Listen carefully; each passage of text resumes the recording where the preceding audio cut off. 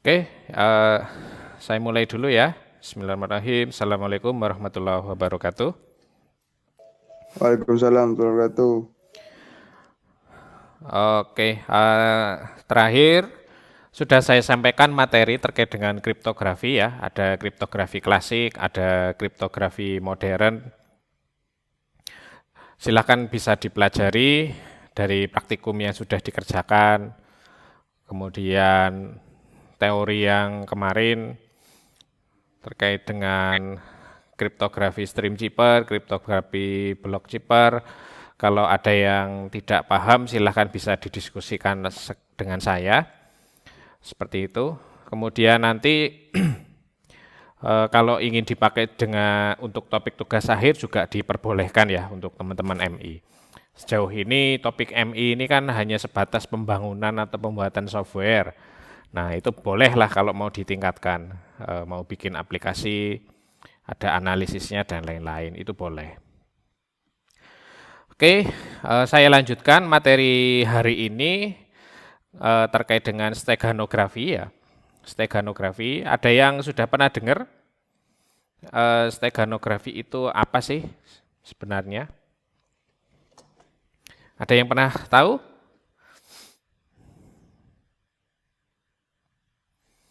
Sopoan, wah iki kok meneng kabeh, ana wonge apa enggak iki? Apa itu steganografi? Sopo iki yang bisa menjawab? Mita, ayo Mit. Apa Mit?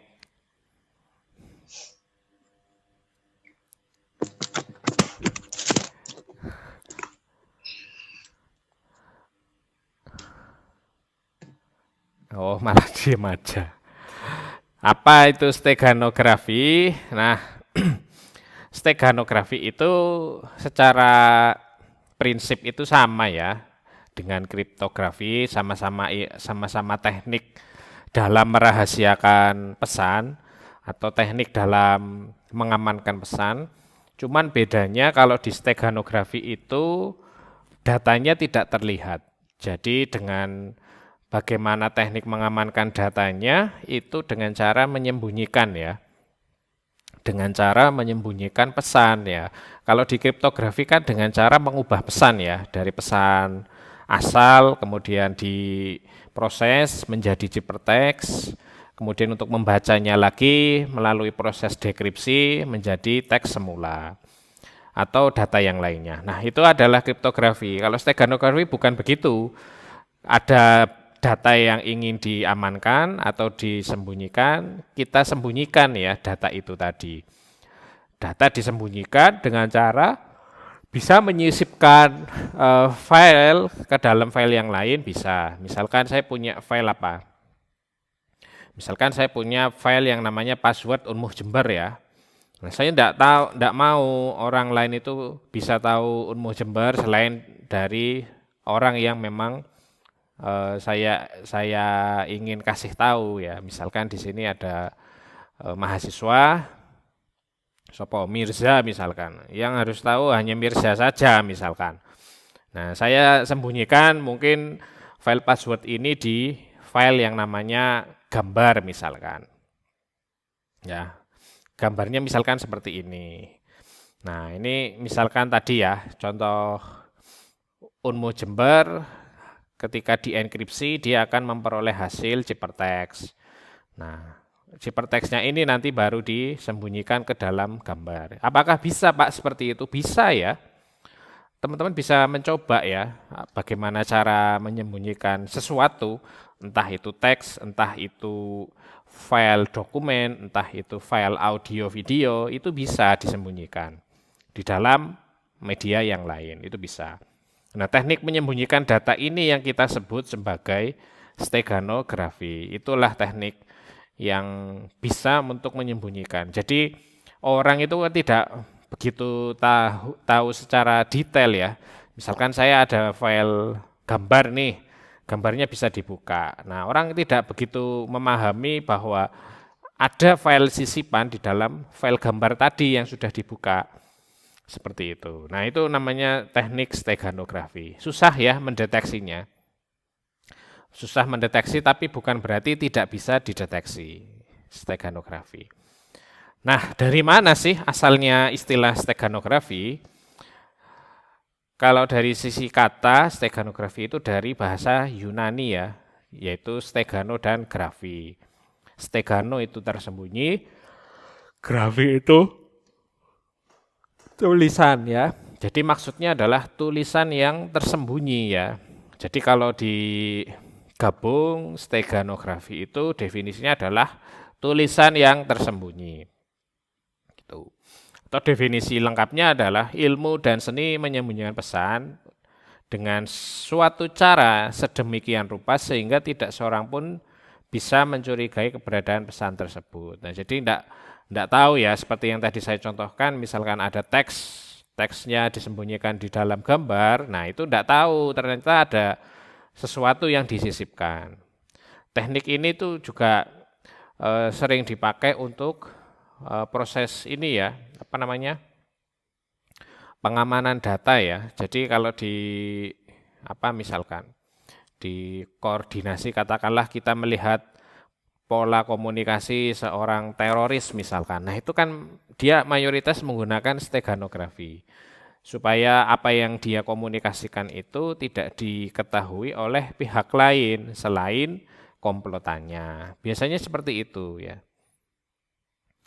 Apa bedanya kriptografi dan steganografi? Kalau kriptografi fokusnya pada proses pengolahan pesan ya, itu yang perlu ditekankan. Proses pengolahan pesan ini yaitu namanya plain text tadi. Diproses ya, mungkin dienkripsi akan memperoleh ciphertext ya. Ciphertext itu kan akan menghasilkan data acak ya, di mana data itu susah untuk dibaca pihak lain. Susah untuk dibaca pihak lain. Khususnya yang tidak punya otorisasi. Otorisasinya bisa berupa apa? Bisa berupa gambar, bisa berupa kunci publik, bukan gambar, password ya maksud saya. Bisa berupa password, bisa berupa kunci publik atau yang lainnya. Itu bisa.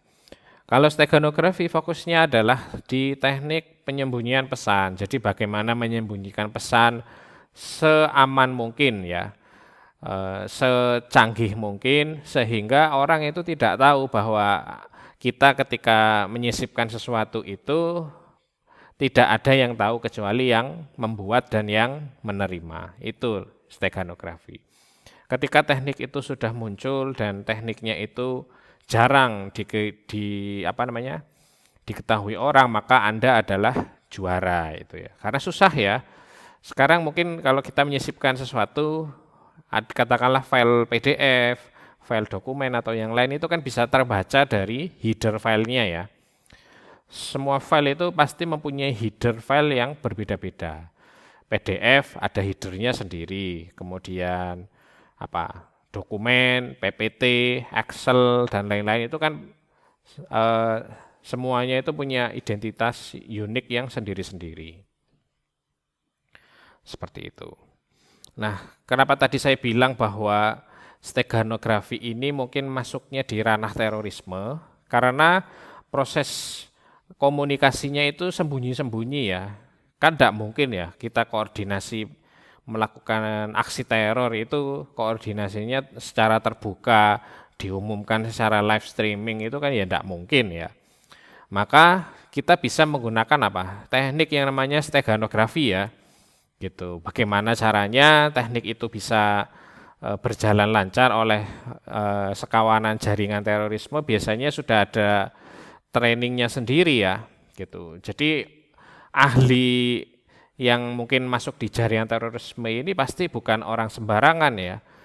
Jadi misalkan ada ahli IT-nya, ada ahli security-nya, ada ahli koordinasinya, ada ahli yang memasok dana dan lain-lain. Nah itu pasti sudah ada tugasnya sendiri-sendiri dari setiap individu. Maka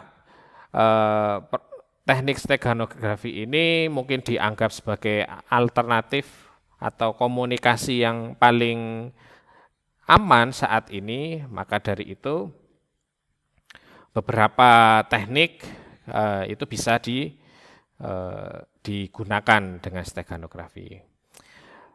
Kalau khusus di luar negeri ya, katakanlah Amerika, walaupun tidak semuanya mungkin ya, mungkin bisa jadi bisa digunakan menggunakan video yang mungkin lazim ya, atau mungkin data atau aktivitas yang lazim digunakan di negara itu. Katakanlah di sini contohnya pakai video porno, di mana di dalamnya itu ada sejenis dokumentasi yang berupa ancaman misalkan, ya, ancaman yang mana ancaman itu sebenarnya ditujukan untuk kalangan terbatas misalkan, atau bukan ancaman tetapi isinya adalah koordinasi kapan kita menyerang, kapan kita membeli alat, kapan kita ngapain, nah seperti itu. Seperti itu. Nah, tapi yang perlu digarisbawahi bahwa proses ini saya tidak tahu secara faktual ya.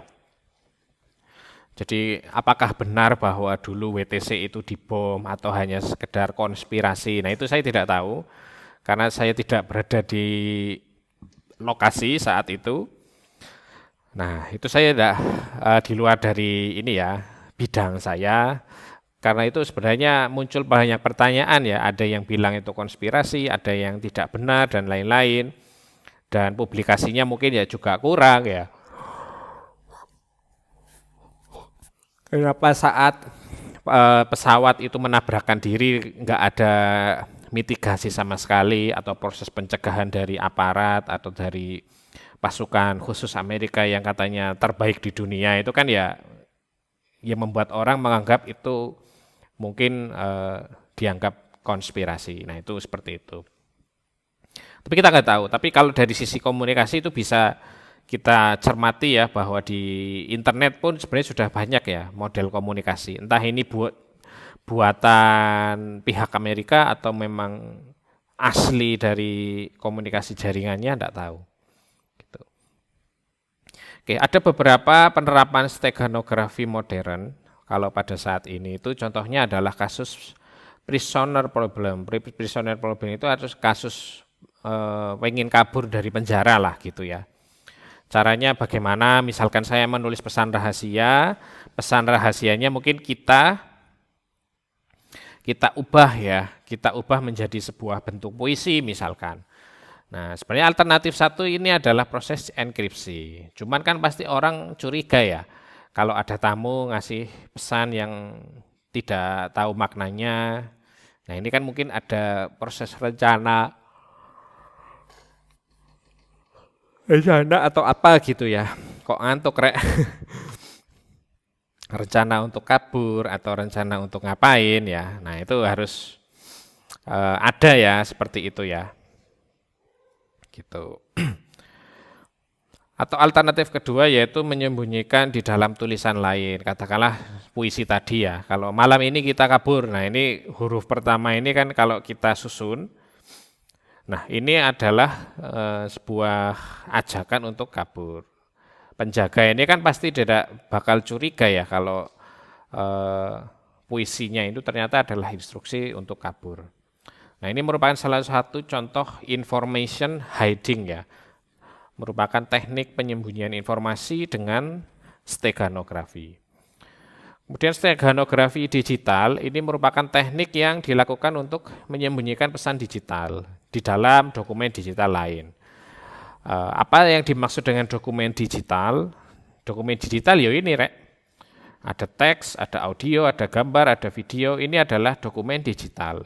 Jadi semua dokumen yang bisa diakses secara soft file ya, itu adalah dokumen digital, soft file ya. Kemudian bagaimana steganografi digital ini ya, ada pesan kita sembunyikan di carrier file. Jadi ada carrier file ini adalah file yang dijadikan tempat untuk penyisipan. Kemudian jadilah file itu tadi, sama-sama ya, gitu. Seperti itu. Ada beberapa istilah di dalam steganografi, ada embedded message ya, atau pesan pribadi yang merupakan isinya adalah pesan yang nanti kita sembunyikan ke dalam pesan yang lain ya. Bisa berupa teks, gambar, audio, video, dan lain-lain. Ada cover object ya. Cover objek kayak carrier ini tadi ya, berarti ya. Jadi pesan yang tadi kita pakai untuk menyembunyikan pesan tertentu. Itu cover objek. Nah, stego objek itu adalah pesan yang sudah berisi pesan embedded message. Berarti ini ya stego objek. Jadi pesan embedded eh, jadi ada pesan embedded ini, kemudian bisa tersembunyikan ada pesan tertentu di dalam file yang lain. Nah, itu bisa seperti itu. Kemudian bisa juga kita menyisipkan dengan cara memberikan kunci ya. Kunci ini maksudnya adalah ketika mau menyisipkan, mungkin kita kasih password ya. Jadi sebelum menyisipkan, misalkan insert ke pesan ya. Nah, sebelum menginsert kita mungkin memberikan password atau proses password itu bisa dijalankan ketika proses ekstraksi pesan ya. Dari pesan yang tadi sudah disisipkan kita ambil kembali. Nah, sebelum diambil kembali kita buat password dulu. Jadi biar tahu, oh ternyata untuk mengekstrak ini harus memasukkan password. Nah, password itu untuk identitas kepada siapa kita yang nanti akan membagikan pesan itu tadi. Stego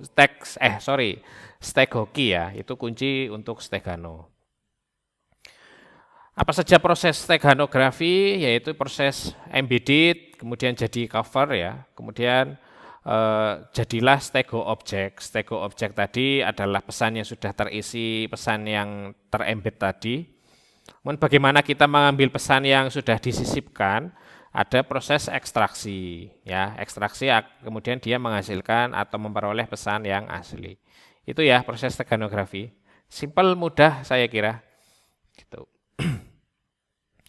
Diagram proses steganografi secara umum objeknya seperti ini ya. Ada secret message, cover, kemudian ada proses encodernya, mungkin bisa ditambah kunci ataupun tidak. Nah, jadilah stego objek. Seperti itu. Steganografi dikatakan bagus apabila memenuhi hal-hal berikut ini ya. Yang pertama, imperceptible. Berarti keberadaannya itu tidak dapat dirasakan atau dipersepsikan secara visual atau secara pendengaran ya. Katakanlah saya mengembednya dari gambar fotonya Mbak Sapa ini ya. Fotonya Mbak Resti misalkan. Fotonya Mbak Resti saya sisipkan pesan misalkan, kuliah sing semangat rek. Nah, misalkan ya. Nah, tapi ketika saya sisipkan gambarnya jadi pecah-pecah. Nah, ini kan sudah tidak bagus ya hasilnya ya. Begitu. Stegano yang baik itu sebenarnya dari kualitas tidak berbeda jauh dengan sebelum ada pesan yang kita sisipkan.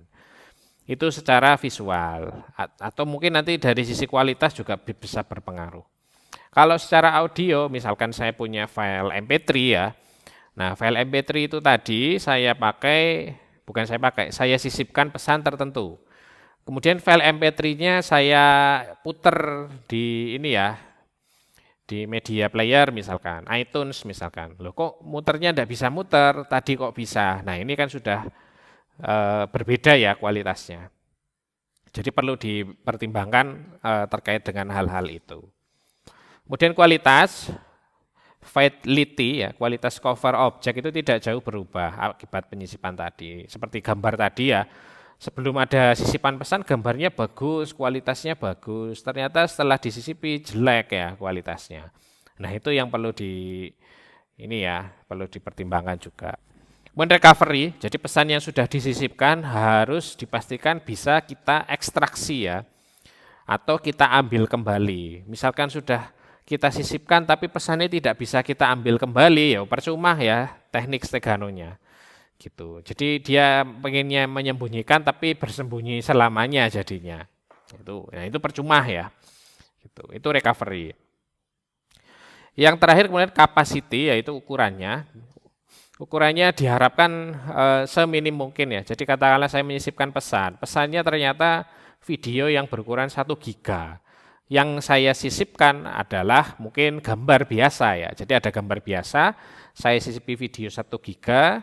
Kemudian hasilnya jadi berapa? 1 giga ya, sama-sama size-nya dengan ukuran video tadi, maka itu ya nggak masuk akal ya. Ada gambar ukurannya 1 giga. Nah itu kan orang pasti akan curiga ketika gambar ukurannya 1 giga kok ini temenan apa enggak gitu. Kalau diekstrak, oh ternyata ada videonya. Nah ini sudah kurang efektif ya gitu. Jadi mungkin perlu media yang lain selain gambar itu tadi. Next, kemudian kriptografi dan steganografi. Silahkan nanti bisa dikombinasikan antara steganografi dengan kriptografi, mungkin di proses pesannya. Jadi pesan sebelum disisipkan ke media, pesan itu mungkin dienkripsi dulu, mungkin ya, baru disisipkan, itu boleh. Atau pesan disisipkan dulu, ketika mau disisipkan itu ada proses pengkodean atau proses enkripsinya, itu juga boleh. Gitu.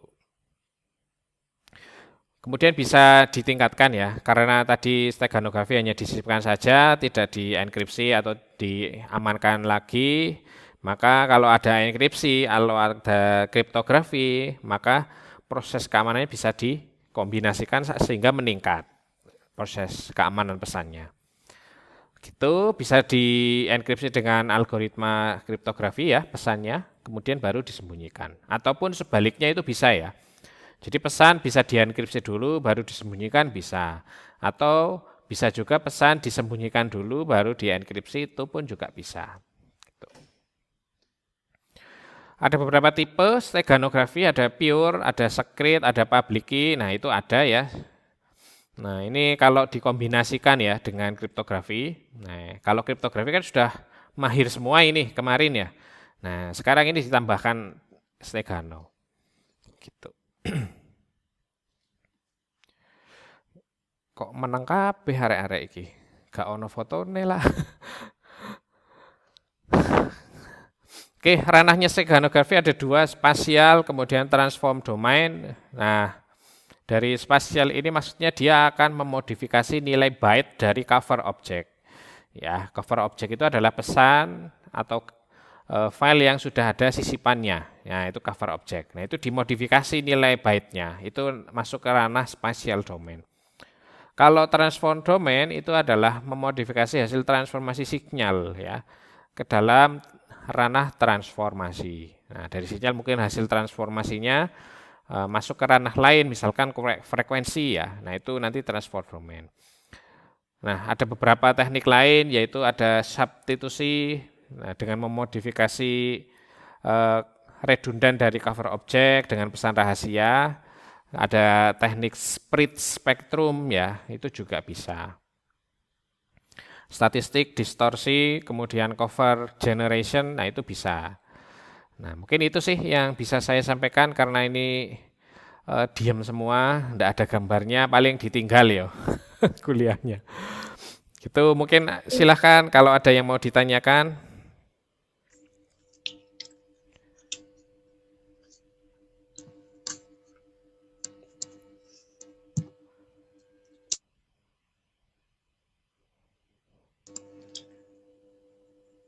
Insya Allah nggak ada, Pak. Insya Allah nggak ada.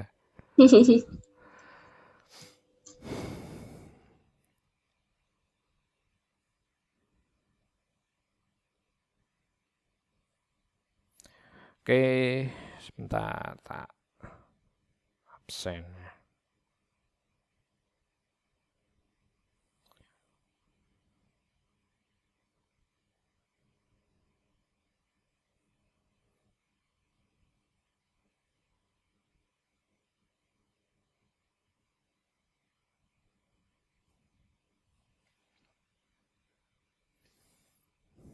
Sekarang tanggal 17.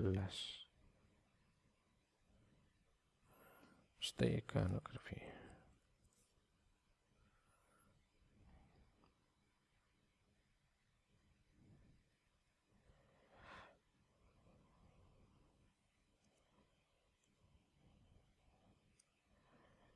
Oke, Resti ada? Resti?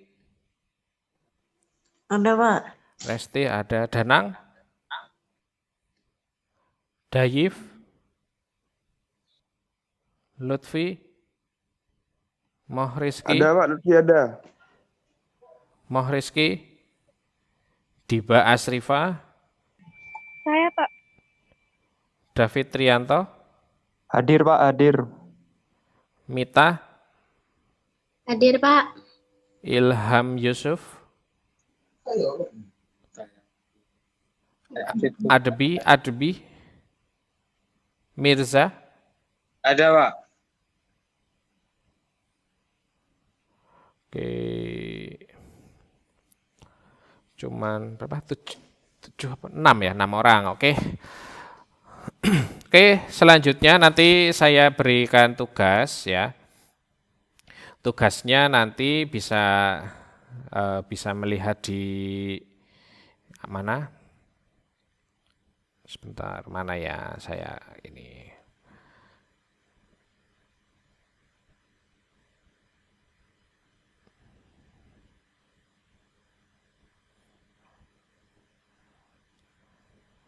Modul, sebentar. Oke, ini ya. Di modul masuk di bagian steganografi. Nah, nanti di modulnya ini saya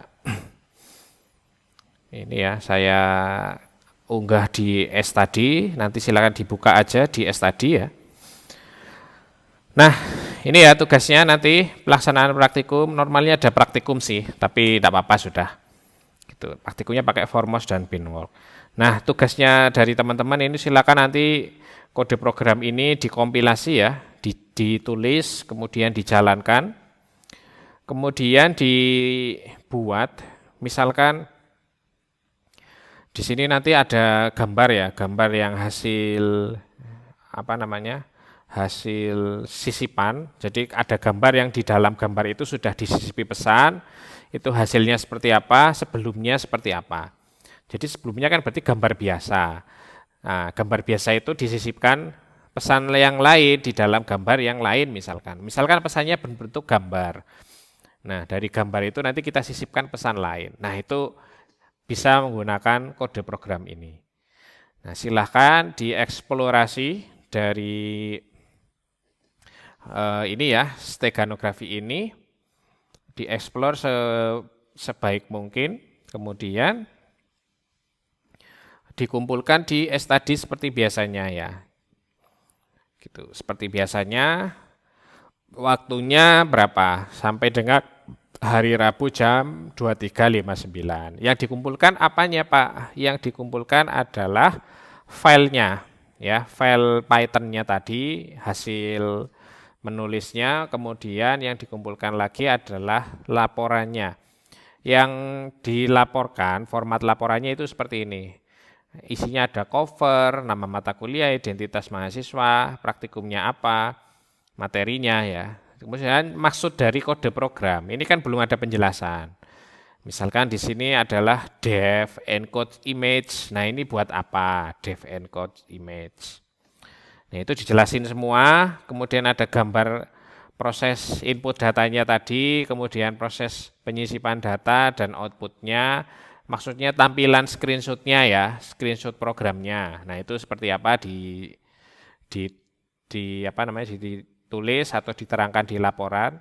Kemudian berikan analisisnya. Analisisnya maksudnya adalah medianya seperti apa sih ketika kode program tadi sudah selesai, kemudian sudah disisipi pesan, kemudian dicek mungkin dari sisi ukurannya kok nambah banyak ya Pak ya, dari sebelumnya 1 KB jadinya 10 KB misalkan. Nah, itu adalah salah satu analisisnya. Gitu. Oke, mohon data yang digunakan adalah soal identitas mahasiswa. Oke ya, seperti itu. Nah, silakan bisa dikerjakan maksimal minggu depan, hari Rabu ya. Seperti itu. Oke, saya kira seperti itu yang bisa saya sampaikan. Mungkin ada masukan, pertanyaan terkait dengan tugas atau terkait dengan materi dari teman-teman, silakan.